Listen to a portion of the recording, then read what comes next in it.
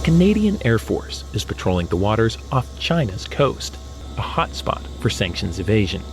This is where ships move oil to North Korea, defying UN Security Council resolutions.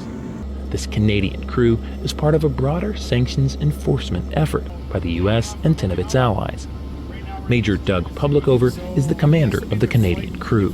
It's our piece of the pie to contribute to the prevent some of the illegal ship-to-ship transfers, which are petroleum products into North Korea. When a suspicious ship is spotted, the crew flies low, gathering evidence that could lead to ships being deflagged or seized. It's the kind of quiet operation that's been happening for years. Most of the time these flights happen without attracting big global headlines, but one country that is noticing is China.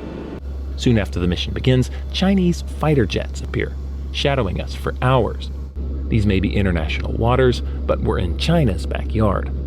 It's a backyard U.S. officials say is not adequately monitored, allowing North Korea to exceed its UN-mandated energy caps every year.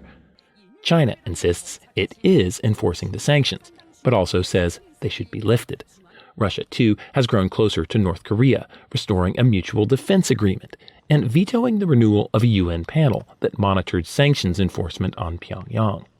The U.S. and its allies this week announced a new body to replace the panel, but it won't have UN support, raising questions about its effectiveness. There's no way that the US and its allies on their own can enforce UN sanctions so long as China and Russia are not willing to go along with such a process. But nonetheless, it can be a very useful mechanism by which to name and shame.